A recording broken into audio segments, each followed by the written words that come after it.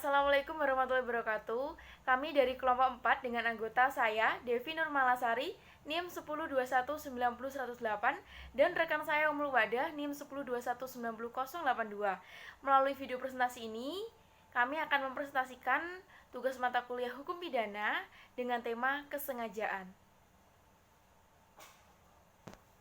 Baik, yang pertama saya akan menjelaskan mengenai pengertian, ciri, dan sifat kesengajaan. Pertama, mengenai pengertian dulu ya. Jadi, istilah kesengajaan dalam KUHP itu dapat ditemui dalam beberapa pasal dengan penggunaan istilah yang berbeda. Nah, namun makna yang terkandung adalah sama, yaitu sengaja gitu. Intinya beberapa contoh pasal tersebut yaitu adalah yang pertama, yaitu pasal 338 KUHP menggunakan istilah dengan sengaja. Yang kedua, pasal 164 KUHP menggunakan istilah mengetahui tentang. Nah, yang ketiga, pasal 362, 378, 263 KUHP menggunakan istilah dengan maksud. Kemudian, pasal 53 KUHP menggunakan istilah niat. Nah, selanjutnya pasal 340 dan 355 KUHP menggunakan istilah dengan rencana lebih dahulu.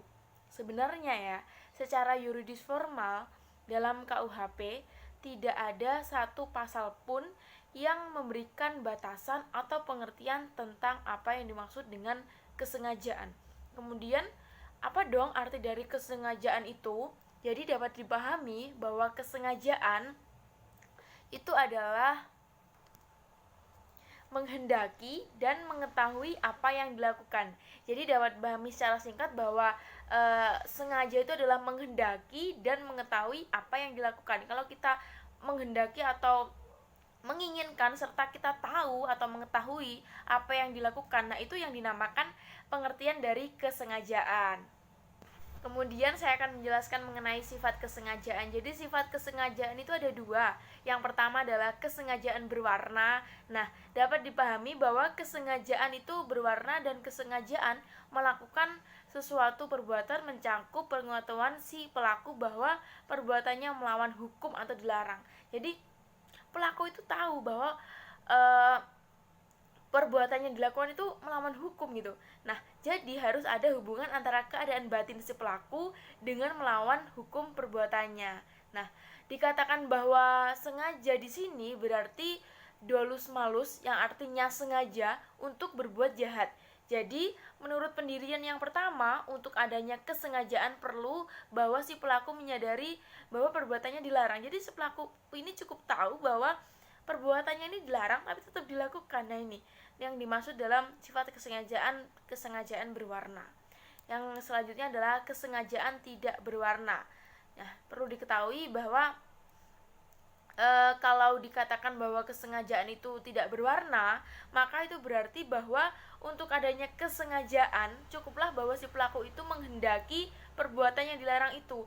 Dia sadar atau menghendaki itu berarti dia itu menginginkan, mengharapkan perbuatan, bukan mengharapkan ya, tapi lebih kepada menginginkan atau menghendaki perbuatan yang dilarang itu.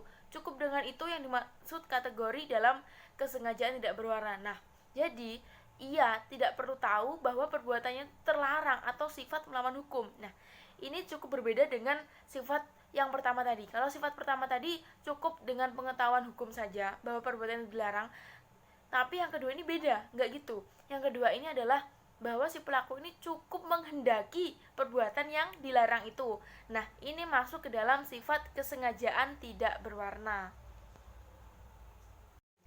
Selanjutnya, saya akan menjelaskan mengenai unsur kesengajaan. Nah, ini kan juga terkait dengan perbuatan pidana ya. Jadi, unsur-unsurnya adalah yang pertama, adanya perbuatan manusia. Jadi, dalam kesengajaan itu ya ada perbuatan yang dilakukan gitu. Siapa yang melakukan? Yang melakukan adalah manusianya itu sendiri.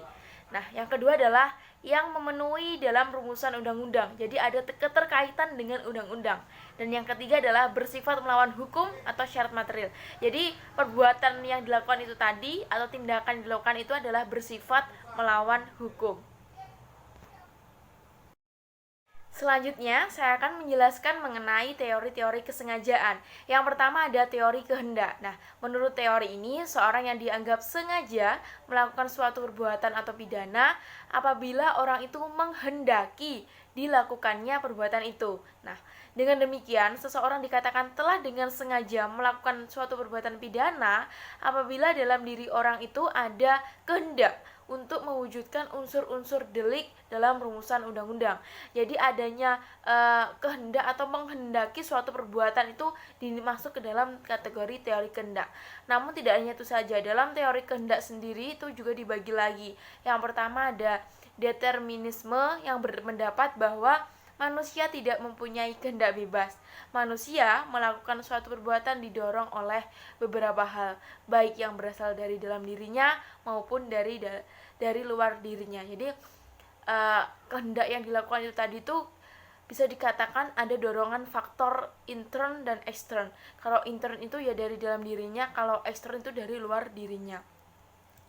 Yang kedua, kategori kedua yang masuk dalam teori tentang kehendak yaitu adalah indeterminisme, yaitu aliran ini muncul sebagai reaksi dari aliran determinasi yang menyatakan bahwa walaupun untuk melakukan suatu perbuatan dipengaruhi oleh bakat dan milieu, manusia dapat menentukan kehendaknya secara bebas gitu. Jadi intinya pada aliran indeterminisme ini semua kehendak manusia itu dapat menentukan, intinya manusia itu dapat menentukan kehendaknya secara bebas. Ini yang dimaksud aliran indeterminisme. Kemudian masuk di teori selanjutnya, yaitu tadi yang pertama ada teori kehendak, yang kedua ada teori pengetahuan atau membayangkan. Jadi menurut teori ini, sengaja berarti membayangkan akan timbulnya akibat perbuatannya. Nah, dalam pandangan teori ini, orang tidak bisa menghendaki akibat atau suatu perbuatan, tetapi hanya bisa membayangkan akibat yang akan terjadi. Nah, itulah yang dimaksud dalam teori pengetahuan atau membayangkan. Terakhir, saya akan menjelaskan mengenai corak kesengajaan. Yang pertama adalah kesengajaan sebagai maksud untuk mencapai suatu tujuan. Nah, perlu diketahui dalam hal ini pembuat bertujuan untuk menimbulkan akibat yang dilarang. Nah, kesengajaan sebagai maksud adalah perbuatan yang dilakukan oleh si pelaku atau terjadinya suatu akibat dari perbuatan si pelaku adalah memang menjadi tujuannya. Nah, tujuan tersebut dapat dipertanggungjawabkan dan tidak ada yang menyangkal bahwa si pelaku pantas untuk dikenai hukuman pidana. Dengan kata lain, si pelaku benar-benar menghendaki mencapai akibat yang menjadi pokok alasan diadakan ancaman hukuman pidana. Nah, menurut teori kehendak, sengaja sebagai maksud karena apa yang dimaksud telah dikehendakinya. Sedangkan menurut teori bayangan, sengaja sebagai maksud karena bayangan tentang akibat yang dimaksud itu telah mendorong si pembuat untuk melakukan perbuatan yang bersangkutan. Itu yang pertama. Yang kedua adalah kesengajaan dengan sadar kepastian. Nah, dalam hal ini perbuatan berakibat yang dituju, namun akibatnya yang tidak diinginkan, tetapi suatu keharusan mencapai tujuan, gitu. Nah, pada intinya kayak gini ya. Dalam bentuk ini, perbuatan pelaku tuh hanya mempunyai dua akibat, yaitu yang pertama, akibat yang memang dituju si pelaku, yang dapat merupakan delik tersendiri atau bukan. Nah, yang kedua, akibat yang tidak diinginkan tapi merupakan suatu keharusan untuk mencapai tujuan dalam akibat pertama. Itu yang dimaksud dalam yang kedua ini. Kemudian yang ketiga adalah kesengajaan dengan sadar kemungkinan. Nah, dalam hal ini keadaan tertentu yang semula mungkin terjadi kemudian benar-benar terjadi. Contoh, meracuni seorang bapak yang kena anaknya gitu. Kesengajaan dengan kemungkinan berarti apabila dengan dilakukannya perbuatan atau terjadinya suatu akibat yang dituju itu, maka disadari bahwa adanya kemungkinan akan timbul akibat lain gitu. Dalam hal ini ada keadaan tertentu yang semula mungkin terjadi, kemudian ternyata benar-benar terjadi gitu. Jadi menurut teori ini untuk adanya kesengajaan diperlukan dua syarat. Yang pertama, pelaku mengetahui kemungkinan adanya akibat atau keadaan yang merupakan delik. Yang kedua, sikapnya terhadap kemungkinan itu apabila benar terjadi. Jadi, resiko tetap diterima untuk mencapai apa yang dimaksud. Itulah penjelasan saya mengenai corak kesengajaan. Selanjutnya akan dijelaskan oleh rekan saya, yaitu Umul Wa'dah. Baik, di sini saya akan melanjutkan presentasi dari Mbak Devi pada poin teori apa boleh buat. Teori apa boleh buat bahwa sesungguhnya akibat dari keadaan yang diketahui kemungkinan akan terjadi tidak disetujui, tetapi meskipun demikian, untuk mencapai apa yang dimaksud resiko akan timbulnya akibat atau di samping maksud itu pun diterima. Teori apa boleh buat ini atau yang disebut teori Inkoff-Nehman. Dalam teori ini diperlukan adanya dua syarat. Yang pertama, terdakwa mengetahui kemungkinan adanya akibat atau keadaan yang merupakan delik. Yang kedua, sikapnya terhadap kemungkinan itu, andai kata sungguh timbul, ialah apa boleh buat, dapat disetujui dan berani pikul resikonya. Kemudian pada poin error in objecto dan in person, pada prinsipnya error in objecto adalah kekeliruan terhadap objek. Dalam lingkup pengadilan, error in objecto ialah kesalahan gugatan atau dakwaan karena adanya kekeliruan terhadap objek yang digugat atau didakwakan. Misalnya, M menggugat Gubernur DKI Jakarta ke pengadilan TUN atas keputusannya yang mengakibatkan tergusurnya rumah M.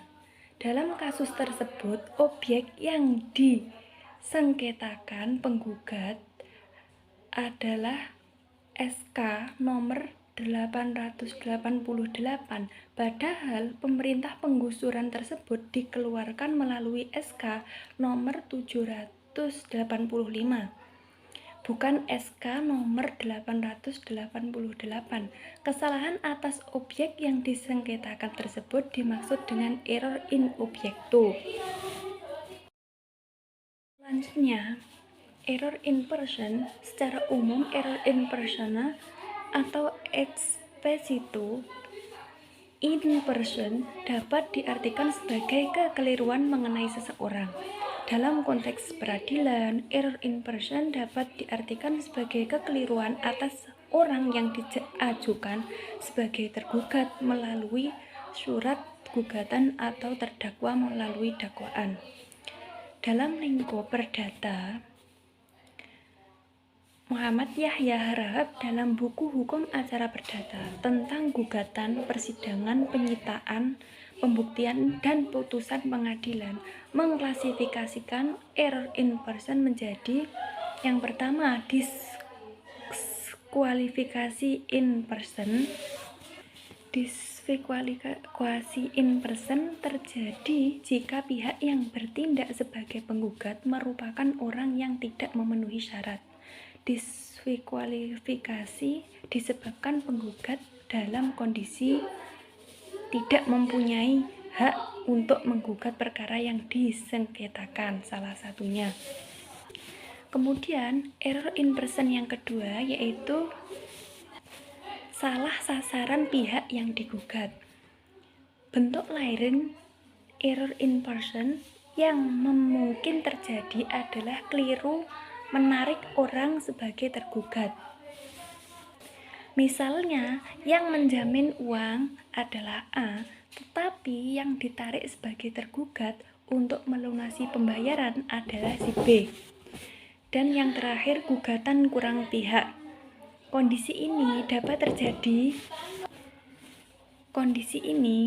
terjadi jika pihak yang bertindak sebagai penggugat atau yang ditarik sebagai tergugat tidak lengkap karena masih ada orang yang mesti ikut bertindak sebagai penggugat atau tergugat.